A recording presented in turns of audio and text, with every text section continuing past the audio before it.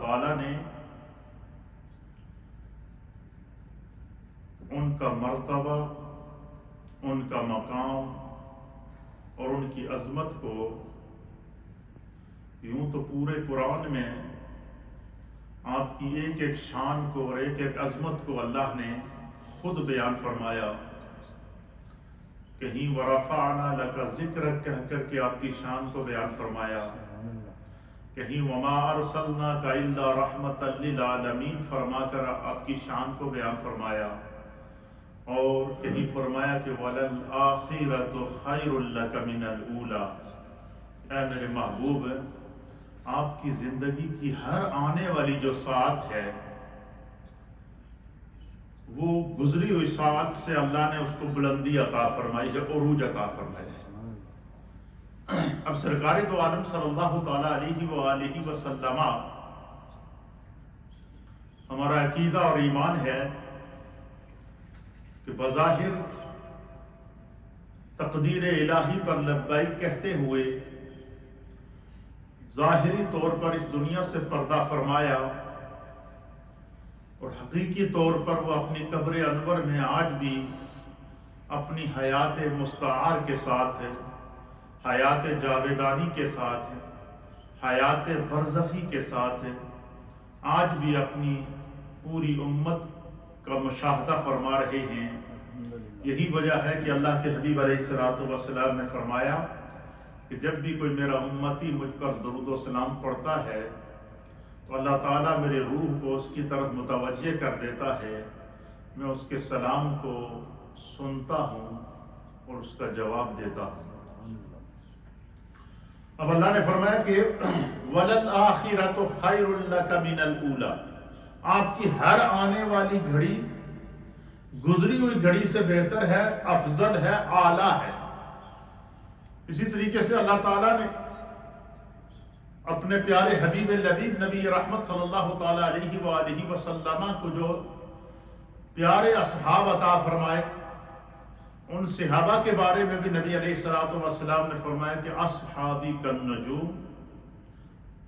میرے صحابہ ستاروں کی مانند ہیں. جس نے جس کی اقتداء کی، یعنی جس نے جس صحابی کی پیروی کی، فرمایا خدا اسے ہدایت کے راستے پر رکھے گا، صراط مستقیم پر رکھے گا. یوں تو نبی علیہ الصلوۃ والسلام کے کم و بیش 1.25 لاکھ صحابہ اور صحابیات ہیں جو ہر ایک رشد و ہدایت کا ستارہ ہے، اور سب کو وَكُلًّا وَعَدَ اللَّهِ الْحُسْنَى کے تحت اللہ نے سب کو جنت کی خوشخبری سنائی ہے. اسی لیے ہم کہتے ہیں کہ ہر صحابی نبی جنتی جنتی. نبی پاک کے ان صحابہ کرام میں سب سے پہلے نمبر پر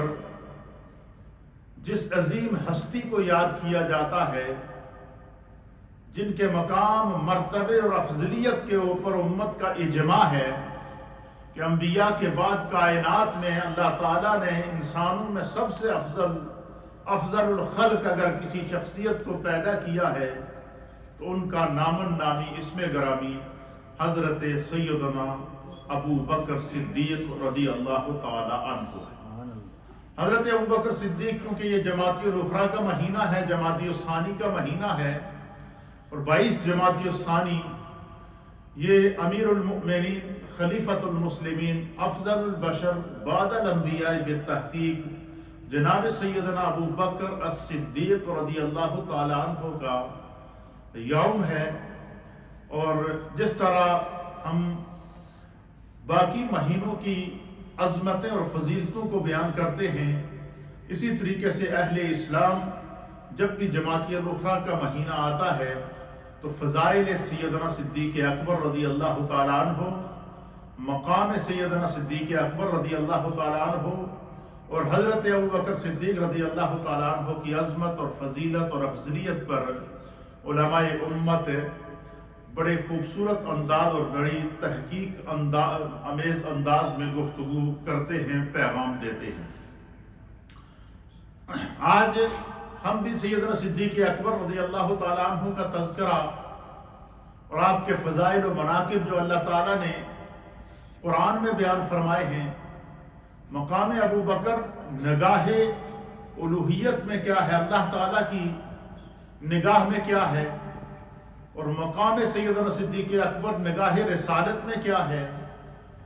और मकाम सैयदना सिद्दीक़ अकबर अहले बैत अतहार के नज़दीक क्या है,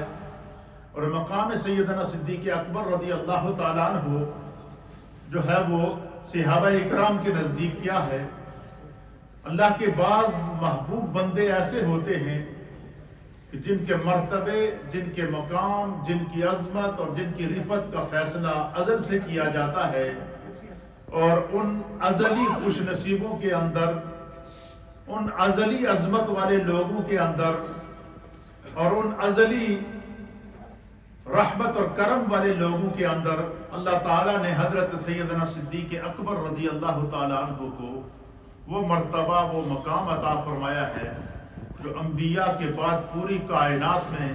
किसी को ये अज़मत और मकाम नसीब नहीं हुआ। इसीलिए हम पूरे एहतिमाम के साथ, जिस तरह रबीउल अव्वल शरीफ के महीने में नबी अलैहिस्सलातु वस्सलाम की सीरत, आपके मीलाद और आपकी शरीयत और आपके अहकाम को बयान करते हैं, इसी तरीके से अल्लाह रब्बुल आलमीन के प्यारे हबीब लबीब नबी रहमत सल्लल्लाहु तआला अलैहि वसल्लम के सिद्दीक का तज़किरा भी करते हैं। क्यों कि कुरान हकीम फुरकान मजीद में भी अल्लाह ताला ने इंसानों के जो मरातब बयान किए हैं, उसमें अल्लाह रब्बुल आलमीन ने मर्तबे इस तरह बयान किए, उलाइका अनअमल्लाहु अलैहिम, वो लोग जिन पर अल्लाह ताला ने अपना इनाम किया, वो लोग जो मुंतहब शुदा लोग हैं, वो लोग जो अल्लाह ताला की तरफ से सिलेक्टेड है, चुने हुए हैं, मुंतहब शुदा है, और मर्तबे के एतबार से भी, मुकाम के भी एतबार से, इल्म के एतबार से भी, रूहानियत के एतबार से भी, उन लोगों में तबका इंसानियत में सबसे पहला तबका कौन सा है? अल्लाह बयान फरमाता है कि उलाइका अनअमल्लाहु अलैहिम, वो लोग जिन पर अल्लाह रब्बुल आलमीन ने अपना इनाम किया, उनमें से सबसे पहला तबका जिन लोगों का है, मेरा रब फरमाता है कि वो मिनन नबीयीन, वो अंबिया किराम हैं। वो कमो पे 1.25 लाख अंबिया हैं। कमो पेश कितने अंबिया हैं? 1.25 लाख अंबिया हैं। और फिर उन अंबिया के अंदर भी अल्लाह ताला ने मर्तबे और मरातब रखे हैं, जिस तरह के कुरान हकीम फुरकान मजीद का 3रा सुपारा है, उसकी पहली आयत है तिलकर रसूल फद्दलना बादहुम अला बाद, कि ये जो अल्लाह के रसूल हैं, इनको भी अल्लाह ताला ने बाज को बाज के ऊपर फजीलत अता फरमाई। और फिर तमाम अंबिया के ताजदार, तमाम अंबिया के सरदार और तमाम अंबिया से अफजल और तमाम अंबिया बाहसियत नबी और बाहसियत रसूल, तमाम अंबिया पर अल्लाह ताला ने हमारे प्यारे आका अलैहिस्सलातु वस्सलाम जनाब सैयदुल आलमीन मुहम्मदुर रसूलुल्लाह सल्लल्लाहु तआला अलैहि वसल्लम को अफजलियत अता फरमाई। क्योंकि आप वजह तख्लीक कायनात हैं, आप खातमुन नबीयीन हैं, आपके वजूद पर अल्लाह ताला ने दीन इस्लाम को मुकम्मल करके ऐलान फरमा दिया, मोहर लगा दी कि अल यौम अकमलतु लकुम दीनकुम व अतममतु अलैकुम नेमती व रदीतु लकुमुल इस्लाम दीना, कि अल्लाह ताला ने महबूब की ज़ात पर दीन को मुकम्मल कर दिया, नियामतों को तमाम कर दिया, और नबी अलैहिस्सलातु वस्सलाम के ऊपर अपनी नियामतों को तमाम करने के बाद जो दीन और जो इस्लाम मेरे महबूब अलैहिस्सलातु वस्सलाम कायनात के लिए लेकर आए हैं, क़यामत तक के लिए खुदा ने इसे दीन इस्लाम के तौर पर मुंतखब कर लिया। इसीलिए अल्लाह ताला ने कुरान हकीम फुरकान मजीद में महबूब के लाए हुए उस दीन को, महबूब के लाए हुए उस पैगाम खुदा को, महबूब के लाए हुए उस कुरान और सुन्नत के पैगाम को अल्लाह रब्बुल आलमीन ने कुरान में दूसरे मकाम पर बयान कर दिया, इन्ना दीन इंदल्लाहिल इस्लाम, अल्लाह के नज़दीक अगर कोई कामिल दीन है, मुकम्मल दीन है, जो खुदा को भी पसंद है और खुदा ने जिसको कायनात के लिए मुंतखब किया है, वो क्या है? वो दीन इस्लाम है। ये वो दीन है जो अल्लाह के प्यारे हबीब लबीब नबी अलैहिस्सलातु वस्सलाम लेकर आए। हुज़ूर अलैहिस्सलातु वस्सलाम से पहले कमों पे 1.25 लाख अंबिया भी इसी दीन की तालीम देते रहे, इसी दीन की तरवीज करते रहे, और आपके वजूद के ऊपर अल्लाह ताला ने दीन इस्लाम को मुकम्मल कर दिया। پھر اسی طریقے سے فرمایا کہ اولئک علیہم انعم اللہ من النبیین،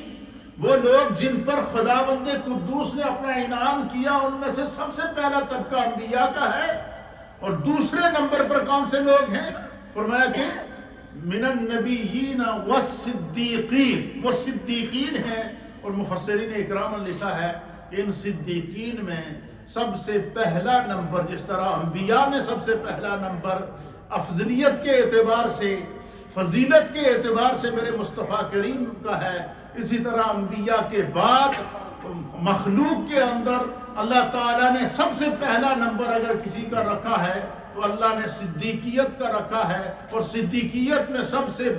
پہلا نمبر کس کا ہے؟ صدیق اکبر کا۔ یوں تو صدیقین بے شمار ہیں، ہر اللہ کا ولی اللہ کا دوست ہے، ہر اللہ کا ولی، کم و بیش 1.25 لاکھ صحابہ سارے کے سارے اللہ کے ولی، چاروں ائمہ سارے کے سارے اللہ کے ولی، ائمہ مجتہدین سارے کے سارے اللہ کے ولی، ثلاثہ اربعہ کے تمام اولیاء کاملین وہ اللہ کے ولی۔ اسی طریقے سے سارے اللہ کے ولی ہیں، لیکن ان ولیوں میں سب سے پہلا نمبر کس کا ہے؟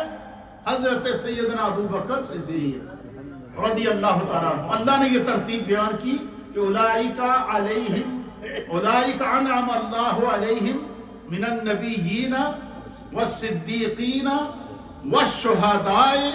والصالحین۔ پہلا نمبر نبیوں کا انبیاء میں، اور انبیاء کے بعد پہلا نمبر مخلوق میں صدیقین سے مراد سیدنا صدیق اکبر کا۔ اور اسی طریقے سے فرمایا والشہداء، پھر شہداء کا، والصالحین، اور نبی پاک کی امت کے ہر صاحب ایمان نیک اور صالح شخص کو اللہ تعالیٰ نے عزت کا تاج پہنایا۔ اب سیدنا صدیق اکبر رضی اللہ تعالیٰ عنہ نبی علیہ الصلوۃ والسلام کے ان عظیم صحابہ میں سے ہیں کہ حضور علیہ الصلوۃ والسلام کے صحابہ کی تعداد اہل سیر نے لکھی ہے کہ کم و بیش 1.25 لاکھ ہے۔ کتنی ہے؟ 1.25 لاکھ۔ ان 1.25 لاکھ صحابہ میں سے حضرت سیدنا ابو بکر صدیق وہ واحد صحابی ہیں جن کو اللہ تعالیٰ نے جن کی صحابیت کا اعلان کیا ہے۔ قرآن حکیم فرقان مجید کے اندر اللہ تعالیٰ اس منظر کو بیان کرتا ہے کہ جس وقت کفار کے ظلم و ستم سے تنگ آ کر اللہ نے حکم دیا میرے مصطفیٰ کو کہ آپ ہجرت کر کے مکہ سے مدینہ جائیں، تو اللہ تعالیٰ کے حبیب علیہ الصلوۃ والسلام نے اپنے سفر ہجرت میں اپنے ساتھ جس ذات کا انتخاب کیا، جس کو اپنا رازدان بنایا، جس کو اپنے اور اپنے رب کا رازدان بنایا،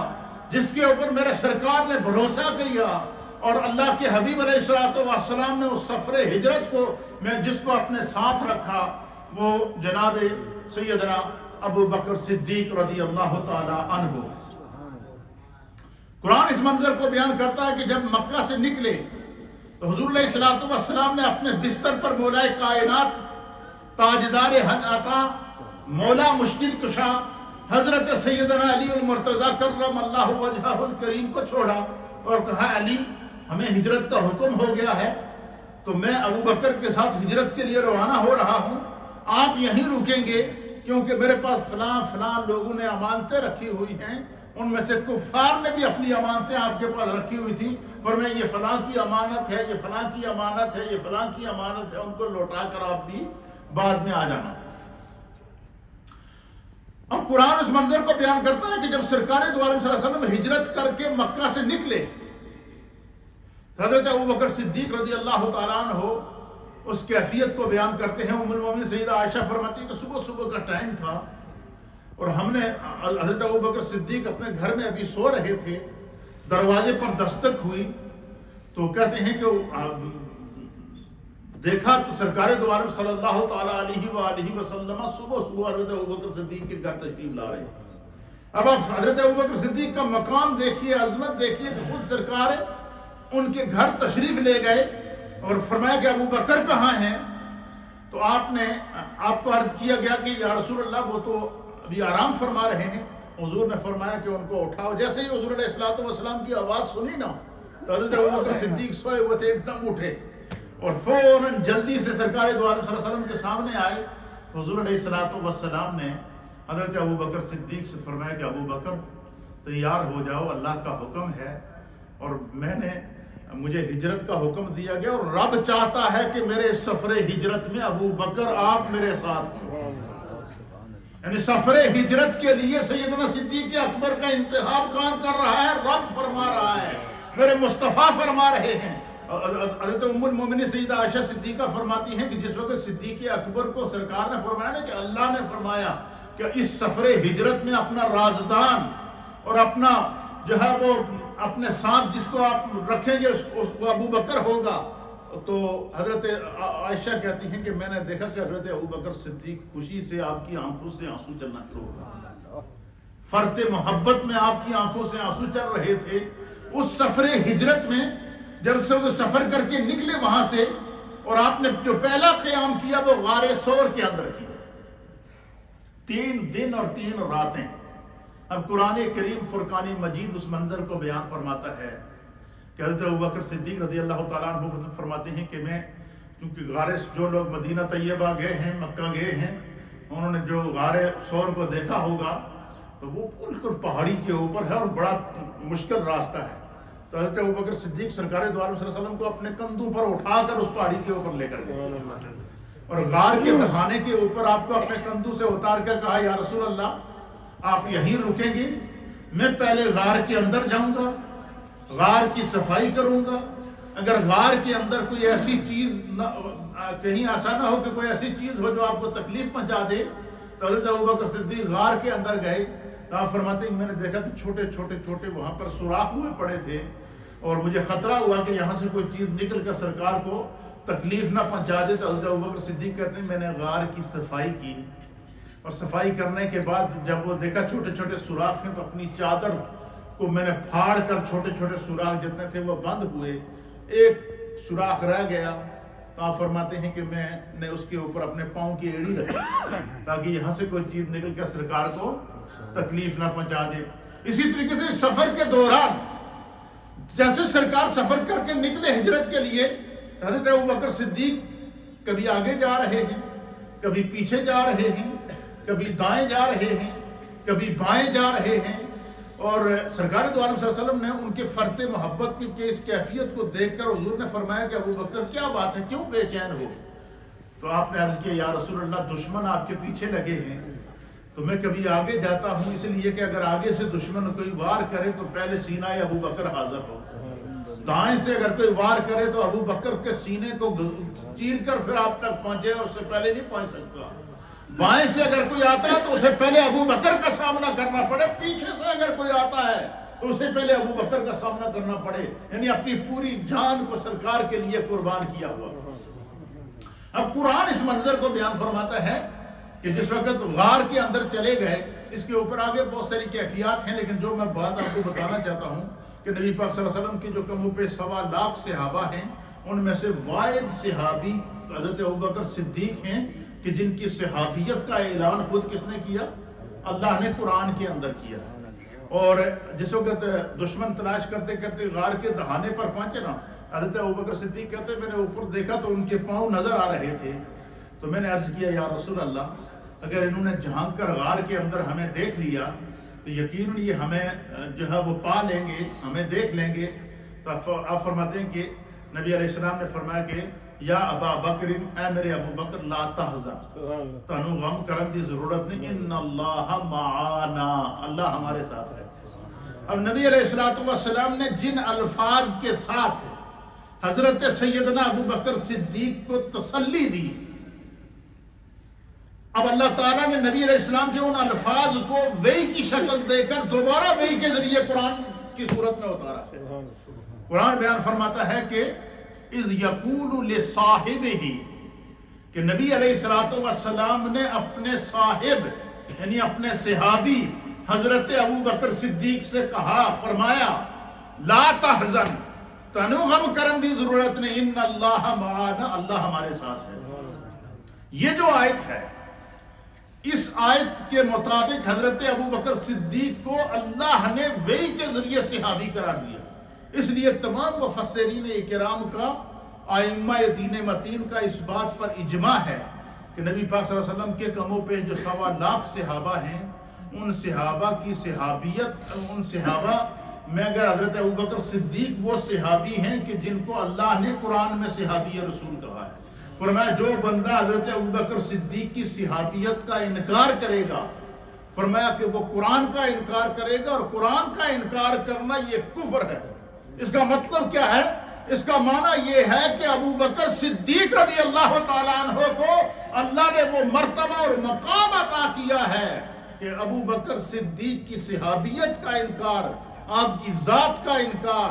آپ کے مقام کا انکار، یہ گمراہی اور کفر کی طرف بندے کو لے جاتا ہے۔ یہ مقام ہے سیدنا صدیق اکبر رضی اللہ تعالیٰ۔ اچھا، حضرت ابوبکر صدیق کے عمل کو، آپ کی سانسوں کو، آپ کے کردار کو، آپ کے افکار کو قرآن و حدیث کے اندر اللہ تعالیٰ نے کائنات کے لیے ایگزامپل بنا دیا۔ مثلا قرآن کریم کی سورت کا نام ہے سورہ اللیل، مکی سورت ہے، سورہ نمبر 92 ہے اور 30واں سپارہ ہے، اور یہ سورہ والضحیٰ سے پہلی سورت جو ہے سورۃ اللیل، اور اس کی آیت نمبر ہے 17۔ آیت نمبر 17 میں اللہ فرماتا ہے وَسَيُجَنَّبُهَا الْأَتْقَى، فرمایا کہ عنقریب دوزخ سے سب سے زیادہ ڈرنے والے کو دور رکھا جائے گا، کہ جہنم کی آگ سے دور رکھا جائے گا اس شخص کو، الذی اتقی، جو سب سے زیادہ متقی ہے۔ کیوں؟ فرمایا کہ الذی یؤتی مالہ یتزکی، کہ وہ شخص جو اپنا مال اللہ کے راستے میں دیتا ہے تاکہ وہ پاک کیا جائے، اور اللہ کے راستے میں جو مال کو خرچ کرتا ہے اپنے باطن کو پاک کرنے کے لیے، وما لأحد عنده من نعمت تجزا، وہ جو بے دریغ اپنے مال کو اللہ کے راستے میں خرچ کر رہا ہے، فرمایا وہ کسی لالچ کی بنا کے اوپر یا کسی کا احسان اتارنے کے لیے یا کسی کا بدلہ چکانے کے لیے وہ مال اللہ کے راستے میں خرچ نہیں کرتا، بلکہ اس کا ہر عمل خالصتاً اللہ کے لیے۔ اور فرمایا کہ إِلَّا ابْتِغَاءَ وَجْهِ رَبِّهِ الْأَعْلَى، مگر اس کا مال مال دنیا صرف اپنے رب کی رضا جوئی کے لیے ہے، وَلَسَوْفَ يَرْضَى، ان قریب اس کا رب اس سے راضی ہو جائے گا۔ یہ سورۃ اللیل کی آخری آیات ہیں، آیت نمبر 17، 18، 19 اور 20، یہ تقریباً 4 آیات ہیں۔ مفسرین کا اس پر اتفاق ہے کہ چاروں کی چاروں آیات اللہ تعالیٰ نے حضرت ابوبکر صدیق کے حق میں نازل فرمائی۔ کیوں نازل فرمائی؟ کہ انہوں نے اپنا مال بھی قربان کر دیا، اولاد بھی اسلام کے لیے قربان کر دی، جان بھی اسلام کے لیے قربان کر دی۔ غار کے اندر تھے تو سانپ نے حملہ کیا، سانپ نے جب حضرت ابوبکر صدیق نے جس سوراخ پہ اپنا پاؤں رکھا ہوا تھا وہیں سے سانپ باہر آیا اور اس نے آ کر ڈنک مارا، 1 نہیں 2 نہیں 3 نہیں، بعض روایات کے مطابق 16 مرتبہ سانپ نے حضرت ابوبکر صدیق کی ایڑی کو ڈانٹا۔ 16 مرتبہ ابوبکر صدیق کی ایڑی کو سانپ نے کاٹا ہے کہ ایڑی ہٹائیں اور میں باہر آؤں۔ تو حضرت ابوبکر صدیق کی جو ہے وہ آپ کی گود کے اندر سرکار سر رکھ کے آرام فرما رہے ہیں، حضرت ابوبکر صدیق چہرہ مصطفیٰ کا دیدار کر رہے ہیں، اور سانپ کاٹ رہا ہے، زہر پھیل رہا ہے، زہر پھیلتا جا رہا ہے، پھیلتا جا رہا ہے، پھیلتا جا رہا ہے، حتیٰ کہ جب وہ زہر اتنا اس حد تک درد کی شدت ہوئی کہ آپ کی آنکھوں سے آنسو بن کے جب وہ نیچے گرا تو وہ آنسو سرکار دو عالم صلی اللہ علیہ وسلم کی داڑھی مبارک پر گرا۔ حضور علیہ السلام کی آنکھ کھلی، آپ نے فرمایا میرے ابو بکر کو کس نے رلایا ہے؟ عرض کی یا رسول اللہ کوئی چیز کاٹ رہی ہے۔ تو آپ نے کہا کہ پاؤں ہٹاؤ۔ جب پاؤں ہٹایا، سیرت حلبیہ اور دیگر اہل سیر نے ہجرت کے باب کے اندر اس بات کو نقل کیا ہے کہ مصطفیٰ کریم صلی اللہ علیہ وسلم نے دیکھا کہ 16 جگہ ابو بکر صدیق کے پاؤں میں سانپ نے ڈنگ مارا ہوا تھا۔ سرکار نے اپنی شہادت کی انگلی کے ساتھ اس طرح اپنا لعاب لگا کے اس جگہ پر ایسے پھیرا، حضرت ابوبکر صدیق کہتے ہیں سرکار کا لعاب، آپ کا تھوک مبارک میری اس کاٹی ہوئی جگہ پہ لگنا تھا تو میں بالکل ٹھیک ہو گیا. اور ایک روایت کے مطابق حضور نے فرمایا کہ وہ کون سی چیز ہے جس نے ابوبکر کو کاٹا ہے، وہ ذرا باہر آ جائے. اور بعض روایات کے مطابق وہ سانپ رینگتا ہوا گل سے باہر آیا اور اس سانپ نے عرض کی یا رسول اللہ، یا حبیب اللہ، ہزاروں سالوں سے جو ہماری سانپوں کی دنیا ہے اس کے علم کے مطابق یہ تھا کہ اس غار میں اللہ کا آخری رسول آئے گا. ہزاروں سالوں سے مختلف سوراخ کر کے یہاں رہ رہا ہوں کہ اللہ کا رسول یہاں آئے گا تو میں ان کا دیدار کروں گا. اسی لیے کہتے ہیں کہ اللہ تعالیٰ نے نبی علیہ السلام نے فرمایا کہ اے میرے محبوب، آپ کائنات والوں میں یہ اعلان کر دیجئے کہ انی رسول اللہ علیکم جمیعا، میں کائنات کی ہر شے کے لیے اللہ کا رسول ہوں. میں حیوانات کے لیے اللہ کا رسول ہوں، میں جمادات کے لیے اللہ کا رسول ہوں، میں نباتات کے لیے اللہ کا رسول ہوں، میں سمندری مخلوق کے لیے اللہ کا رسول ہوں، میں شجر و حجر کے لیے اللہ کا رسول ہوں، میں زمین کے ذروں کے لیے اللہ کا رسول ہوں، میں کائنات عالم کے لیے خدا کا رسول ہوں. وہ سانپ وہاں سینکڑوں سال سے بسیرا کیے ہوئے تھا، صرف اس نظر سے کہ یہاں ایک دفعہ سرکار گزریں گے تو میں ان کا دیدار کروں گا. تو وہاں جا حضرت ابوبکر صدیق کہتے ہیں کہ غار کے اوپر میں نے دیکھا کہ دشمن پہنچ گئے تو اللہ تعالیٰ نے قرآن میں فرمایا کہ اذ یقول لصاحبہ، کہ اللہ نے کہ رسول اللہ نے اپنے صاحب، اپنے صحابی حضرت ابوبکر صدیق سے کہا لا تحزن، تانوں غم کرن دی ضرورت نہیں، ان اللہ معانا، اللہ ہمارے ساتھ ہے. تو فرمایا کہ یہ جو آیت ہے یہ حضرت ابوبکر صدیق کی صحابیت کا اعلان کر رہی ہے. فرمایا جس شخص نے حضرت ابوبکر صدیق کی صحابیت کا انکار کیا گویا کہ اس نے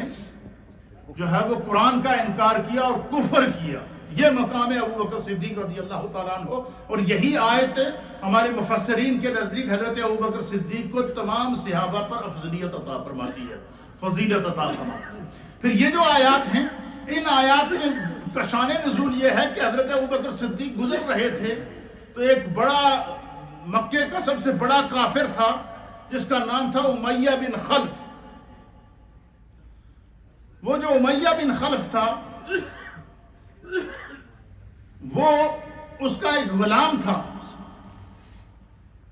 حبشی غلام تھا جن کا نام حضرت بلال تھا. حضرت بلال کو جب پتہ چلا نا کہ سرکار دو عالم صلی اللہ تعالیٰ علیہ وسلم آخری نبی بن کر آپ نے اعلان نبوت کر دیا تو حضرت بلال نے اعلان کر دیا میں ان پر ایمان لے آتا ہوں. تو وہ بلال کی جو آقا تھا جن کے وہ خادم اور نوکر تھے تو وہ اس نے ان پر ظلم کرنا شروع کر دیا. کبھی باندھ کے رکھتا، کبھی زمین پر انگارے بچھا کے ان کو لٹاتا، کبھی سینے پر بھاری پتھر رکھتا اور کبھی آپ کو زور زور سے کوڑے مارتا. تو حضرت بلال کی زبان سے ایک ہی لفظ نکلتا، احد احد احد، اللہ ایک ہے، اللہ ایک ہے، اللہ ایک ہے. وہاں سے حضرت ابوبکر صدیق کا گزر ہوا نا، حضرت ابوبکر صدیق نے دیکھا کہ آپ نے پوچھا کہ بھئی یہ بندہ، یہ امیہ بن خلف، یہ اپنے اس غلام کے اوپر اتنا تشدد کیوں کر رہا ہے؟ اتنا ظلم کوئی انسانیت پہ کر سکتا ہے؟ اس کی چمڑی اتار دی انہوں نے. کسی نے ان کو بتایا کہ یہ شخص اللہ کے آخری نبی جناب محمد رسول اللہ پہ ایمان لے کر آ گئے. تو حضرت ابوبکر صدیق اس کے پاس گئے، اسے کہا کہ میرے پاس ایک غلام ہے جس کا نام نستاس ہے، حبشی ہے، بڑا طاقتور ہے اور بہت ہی جفاکش قسم کا بندہ ہے. تو تم ایسا کرو کہ یار یہ بلال ویسے ہی مظلوم سا بندہ ہے، کمزور سا ہے، تم ایسا کرو کہ اس کو مجھے دے دو، میں تمہیں اس کے بدلے میں طاقتور غلام دے دیتا ہوں اور اس کے بدلے میں تم جو رقم کہو گے میں تمہیں دے دوں گا. اس نے کہا یار اس ناکارہ آدمی کی کیا رقم دو گے؟ حضرت ابوبکر صدیق نے دل ہی دل میں کہا کہ تمہارے نزدیک تو یہ ناکارہ ہے لیکن اس وقت اس کی قسمت پر عرش الہی بھی ناز کر رہا ہے، ساتوں آسمان بھی ناز کر رہے ہیں، ساتوں زمینیں بھی ناز کر رہے ہیں. حضرت ابوبکر صدیق نے 1 کلو سونے کی اینٹ، آپ مکے کے سب سے بڑے تاجر تھے، کاروباری شخصیت تھے، مکے کے چیف جسٹس تھے، آپ نے اس غلام کے بدلے اور سونے کے بدلے اور پھر کئی دینار اور درہم دے کر حضرت بلال کو خریدا اور خریدنے کے بعد آزاد کر دیا تو لوگ آپس میں چمگوئیاں کرنے لگے، اتنا بڑا پیسہ ابو بکر نے اس غلام کے اوپر خرچ کیا۔ تو لوگوں نے آپس میں تبصرے کرنا شروع کر دی کہ یقیناً اس غلام نے کوئی ابو بکر پر کوئی احسان کیا ہوگا۔ کیا کیا ہوگا؟ کوئی احسان کیا ہوگا جس کا بدلہ دینے کے لیے انہوں نے کیا کیا ہے، اس کا بدلہ دینے کے لیے انہوں نے جو ہے وہ اس کو جو ہے وہ خریدا ہے۔ تو اب لوگوں نے آپس میں چمگوئیاں کی، اللہ نے جواب دیا۔ اللہ فرماتا ہے کہ وَسَيُجَنَّبُهَا الْأَتْقَى الَّذِي يُؤْتِي مَالَهُ يَتَزَكَّىٰ، کہ جہنم کی آگ سے دور رکھا جائے گا وہ شخص الَّذِي مَالَهُ، جو اپنے مال کو، الَّذِي يُؤْتِي مَالَهُ، جو اپنے مال کو اللہ کے راستے کے اندر اس لیے دیتا ہے تاکہ وہ پاک کیا جائے، ستھرا کیا جائے۔ تو فرمایا کہ حضرت ابوبکر صدیق نے جو اللہ کے راستے میں مال خرچ کیا، اللہ اس مال کی پاکی کو بھی بیان فرماتا ہے اور ابوبکر صدیق کے تقوی اور طہارت اور ایمان کو بھی بیان فرماتا ہے۔ یعنی ابوبکر صدیق عمل کرے تو خدا اس کو قرآن میں بیان فرمائے، مال خرچ کرے تو اللہ اس کو قرآن میں بیان فرمائے، ہجرت کے لیے مصطفیٰ کے ساتھ جائے خدا اس کو قرآن کے اندر بیان فرمائے، طبقات انسانیت کے فضائل اور مناقب کو بیان کرے، اللہ اس کو قرآن کے اندر بیان فرماتا ہے۔ اولئک انعم اللہ علیہم من النبیین والصدیقین والشہداء والصالحین۔ اور اسی طریقے سے یعنی حضرت ابوبکر صدیق رضی اللہ تعالیٰ عنہ کا مرتبہ، آپ کا مقام اور آپ کی عظمت، یہ آیات جتنی ہیں یہ ساری کی ساری حضرت ابوبکر صدیق کے مرتبے۔ یہاں پر پہلی آیت میں اللہ نے فرمایا کہ وَسَيُجَنَّبُهَا الْأَتْقَىٰ، جہنم کی آگ سے دور رکھا جائے گا وہ شخص جو سب سے زیادہ متقی ہے۔ یعنی انبیاء کے بعد اللہ بیان کرتا ہے کہ ساری انسانیت کا تقوی اگر جمع کر دیا جائے تو وہ ایک طرف ہے، ابوبکر کا تقوی ایک طرف ہے۔ حضرت ابوبکر صدیق رضی اللہ تعالیٰ عنہ کی روحانیت، آپ کے تقوی اور آپ کی طہارت کو بھی میرا رب بیان فرما رہا ہے۔ الذی یؤتی مالہ یتزکیٰ، اللہ کے راستے میں ابوبکر صدیق نے جتنا مال خرچ کیا اللہ تعالیٰ اس کی پاکی کو بیان فرماتا ہے۔ آپ مجھے بتائیں کہ اس سے بھی کوئی خوش قسمت شخص ہوگا کہ جس کے مال کا بھی اللہ اعلان کرے کہ اس کا مال بھی پاک ہے، جس کے اعمال کا بھی اللہ اعلان کرے کہ اس کے اعمال بھی پاک ہیں، جس کے تقوی کا بھی رب اعلان کرے کہ اس کا تقوی بھی پاک ہے، جس کی طہارت کا بھی میرا رب اعلان کرے کہ اس کی طہارت کے اوپر بھی کائنات کو ناز ہے۔ اور وہ شخصیت کون سی ہے؟ انبیاء کے بعد سیدنا صدیق اکبر رضی اللہ تعالیٰ عنہ۔ یہ آپ کا اجمالی تعارف ہے۔ اور آخر میں صرف آپ کا اجمالی خاندانی پس منظر میں آپ کی خدمت میں پیش کر دیتا ہوں، اس کے بعد انشاءاللہ العزیز ایک پوری جو ہماری سیریل ہے جس طرح چلتی ہے یہ میں جناب صدیق اکبر رضی اللہ تعالیٰ عنہ کی بارگاہ کے اندر پیش کر دیں گے، مختلف پروگراموں کے اندر جو ہماری منڈے کی محافل ہوتی ہیں اس کے اندر بھی، اور آگے اور بہت ساری جو وہ ہیں ان کے اندر حضرت سیدنا صدیق اکبر رضی اللہ تعالیٰ عنہ کی عظمت، آپ کا مرتبہ اور آپ کی مقام کو بیان کرتے ہوئے اللہ کے پیارے حبیب لبیب نبی رحمت صلی اللہ تعالیٰ علیہ وسلم نے خود بیان فرمایا، اور پھر اللہ نے قرآن کے اندر آپ کے مرتبے کو بیان فرمایا۔ تینوں خلفائے راشدین نے مقام صدیق اکبر کو بیان کیا، نبی پاک کے قدموں پہ 1.25 لاکھ صحابہ اکرام نے مقام ابوبکر صدیق کو بیان فرمایا، اور آپ کی افضلیت کے اوپر صحابہ کا بھی اجماع ہے، آپ کی افضلیت کے اوپر امت کا بھی اجماع ہے، اور یہ سیدنا صدیق اکبر رضی اللہ تعالیٰ عنہ کا مقام ہے۔ آپ کا تعارف اس طرح کہ آپ کا نام عبداللہ تھا، حضرت ابوبکر صدیق کا نام کیا تھا؟ عبداللہ آپ کا نام تھا، لیکن کائنات ان کو ابوبکر کے نام سے جانتی ہے، حالانکہ ابوبکر آپ کا نام نہیں، آپ کی کنیت ہے، کیونکہ حضور نے پیار سے کہہ دیا تھا یہ میرا ابوبکر ہے۔ اس طرح حضرت ابو ہریرہ رضی اللہ تعالیٰ عنہ، ابو ہریرہ کا معنی ہے بلیوں کا باپ، آپ بلیوں کے ساتھ پیار کرتے تھے۔ تو ایک دن دیکھا نبی علیہ السلام نے کہ چاروں طرف بلیاں جمع ہیں، اور حضرت ابو ہریرہ ان کے ساتھ کھیل رہے ہیں، تو حضور علیہ السلام نے ان کو دیکھ کے مسکرا کر فرمایا یا ابا ہریرہ، اے بلیاں دے پیو، میں اپنی زبان میں اس کا ترجمہ کر رہا ہوں، یا ابا ہریرہ، حضور نے فرمایا او بلیاں دا پیو، بلیاں دا باپ۔ تو اس کے بعد آپ کا نام ابو ہریرہ ہی پڑ گیا، لوگ بھول گئے کہ ان کا اصل نام کیا تھا۔ اسی طریقے سے حضرت ابو بکر صدیق کو رضی اللہ تعالیٰ عنہ کو حضور نے فرمایا ابو بکر ہے، ابو بکر کو حضور نے فرمایا میرا صدیق ہے، ابو بکر کو حضور نے فرمایا میرا صحابی ہے، ابو بکر کو حضور نے فرمایا کہ اس کا مال مجھے پسند ہے۔ اللہ نے ابو بکر کے مال کی پاکی کو بیان فرما دیا۔ حضور نے فرمایا کہ ابو بکر سب سے متقی ہے، اللہ نے ابو بکر کے تقوی کو بیان فرما دیا۔ حضور علیہ السلام نے فرما دیا، ایک دن سارے صحابہ بیٹھے ہوئے تھے، حضور علیہ السلام نے فرمایا یا ابا بکر، اے میرے ابو بکر، قم، کھڑا ہو جا۔ جیسے کھڑے ہوئے نا، حضور نے فرمایا انت اتیکم من النار، ابو بکر تو جہنم سے آزاد ہے۔ کیا فرمایا؟ بس سرکار نے فرمایا کہ ابو بکر تو جہنم سے آزاد ہے۔ اب سرکار نے مور لگا دی جہنم سے آزادی کی۔ اللہ نے قرآن کی آیت نازل فرما دی وَسَيُجَنَّبُهَا الْأَتْقَى، جہنم کی آگ سے دور رکھا جائے گا وہ شخص جڑا سارے کو زیادہ متقی ہے۔ اللہ نے بھی فرمایا کہ ابو بکر جہنم سے آزاد ہیں۔ پھر سرکار دو عالم صلی اللہ علیہ وسلم نے فرمایا کہ ابو بکر جنت ہیں۔ فرمایا ابو بکر، ایک دفعہ حضور علیہ السلام نے فرمایا کہ اللہ تعالیٰ نے جنت کے 8 دروازے رکھے، ان میں سے کوئی دروازہ باب الصلاۃ ہے، کوئی باب الزکوٰۃ ہے، کوئی باب الصوم ہے، کوئی باب الحج ہے، اور اسی طریقے سے مختلف ہر دروازے کا نبی علیہ السلام نے نام پیش کیا کہ جنت کے 8 دروازے ہیں، اور روزہ دار روزے والے دروازے سے جائیں گے، نمازی اس سے جائیں گے۔ حضرت ابوبکر صدیق نے عرض کیا کہ یا رسول اللہ، کوئی آپ کا ایسا خوش قسمت بھی ہے کہ جس کو 8 دروازوں سے گزر سکتا ہے؟ حضور نے فرمایا وہ ایک کی ہے، اس کا نام ابو بکر ہے۔ حضور فرمایا کہ جیسے ہی ابو بکر جنت کے سامنے جائیں گے، جنت کے 8 دروازے پکار کر کہیں گے یا ابا بکر تعال الیہ، اے ابو بکر ہماری طرف آ۔ زکوٰۃ کا دروازہ بھی ابو بکر کو پکارے گا، نماز کا دروازہ بھی ابو بکر کو پکارے گا، حج کا دروازہ بھی ابو بکر کو پکارے گا۔ یہ ہے مقام سیدنا صدیق اکبر رضی اللہ تعالیٰ عنہ۔ اللہ ہمیں دین سمجھنے